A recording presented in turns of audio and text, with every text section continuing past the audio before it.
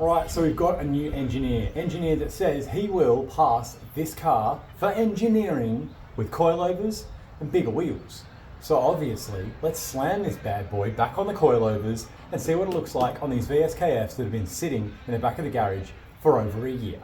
Now, I'm not going to show you guys how to do it. You guys know how to do coilovers. Jump in this video up here. I've shown you how to put the coilovers in before. It's a simple swap. These are BC Racing coilovers, not max speedings like you're going to watch in that video, but also a slight modification we have to do is shave about 2 millimeters on the inside of each bolt hole so that we can fit the 114.3s instead of the 5x120s. Let's get in there and start doing some cool stuff. This is absolutely wild that I need to use this. This is not a making things quicker. I actually need to use this because the tire shop used their air impact and my God, it is so over the top. This would be over the top, but they'd use an air impact. I can't even get these off with an extension. It's nuts.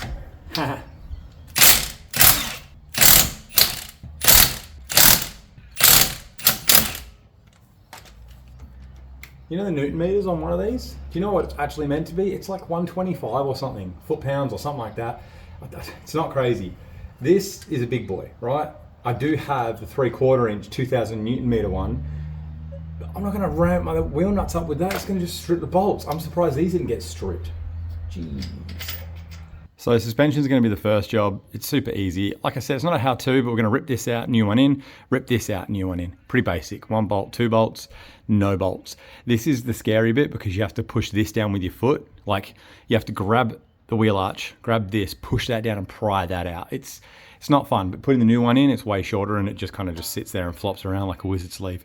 So all good. Let's rip that out, put it in, and then we can lean this off, take this out. Have a little bit of a play. So what I meant was you just got to shave just the inside of each hole by 2 millimeters. It's nothing, just a little like ovalization. And it is hub centric. Obviously it's a brake disc, so it's not going to affect anything. It's all good. So yeah, let's get this done. Now, I know I said this wasn't going to be a how-to, but I just remembered some like little tricks and things that might help you.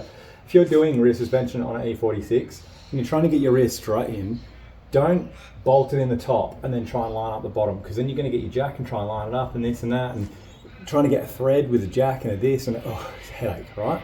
What you do is you chuck this one in first, chuck the bottom one in first. You can just line it up super easy. Watch it not be easy for me right now. Bam, it's already in, right? Tighten that one up. This one's actually already in place, which is crazy, but I think it's because of how we're kind of set up with the other one already lowered, maybe, I don't know. But normally, if that's hanging out, you just, once this is in, you just jack the bottom up and the 2 holes go in. That's it. Your threads are sitting there, spin the nuts on, done. Super easy, right? You don't have to worry about all this like finagling of trying to line up a hole and a bolt and a thread and a, don't do it. Do the bottom one first, then your top one, way easier. And remember what I said about the spring going in?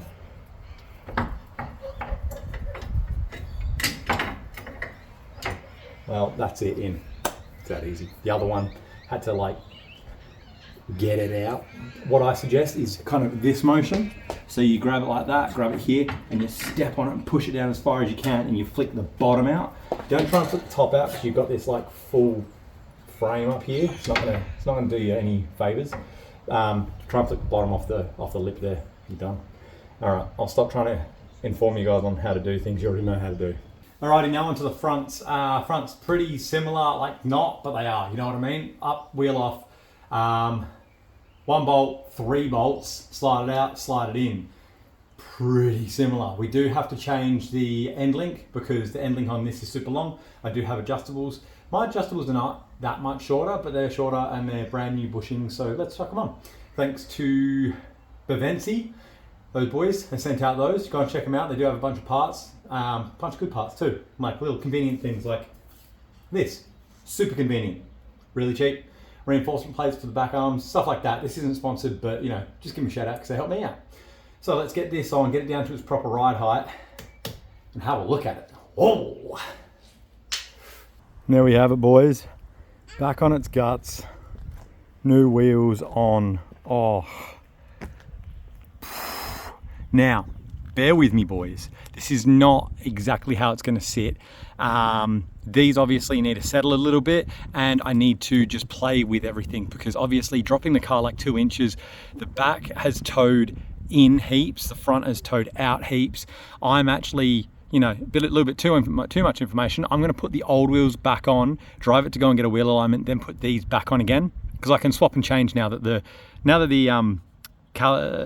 discs are like ready for both patterns. I can swap and change as I wish, but it's pretty close. Like, you tell me that doesn't look absolutely sick. Oh my God, I'm so excited about this. I was second guessing myself with the black wheels because the VSKFs, they're my favorite. Oh my God, I'm so happy I did this. Look at the back fitment too. Look at this. Oh yeah, Elijah, he's so excited to come and see it. I've got to go and get him. All right, boys. Now, keep in mind, this is going to have a 3mm spacer as well on the front when I do the big brake kit, because I need that little bit of extra clearance. So yeah, it'll be even more aggressive, but we'll play with the camber, we'll play with everything we can. My aim was to get as little camber in the back as possible. I'm running a 235 rear, 215 front. I wanted as little camber as possible in the back, obviously, so I can have as much traction as possible. And then I'll run a little bit in the front if I need to, so I can get over the brakes. But oh yeah, boy, these look so good. Hell yeah, brother. Alrighty, boys, I'm super excited about that. I'm super stoked. It looks so fat. Oh my God. I got to go get Elijah. He's yelling out my name because he really wants to see the car. So thank you for coming along. Thank you for watching this. I know you guys have been excited to see this reveal. Back on coilovers, back on on the new wheels, all that kind of fun stuff. I've been looking forward to this for a long, long time. So I'm so glad we finally see the vision.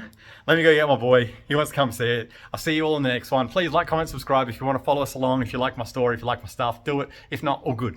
See you in the next one, guys. Bye.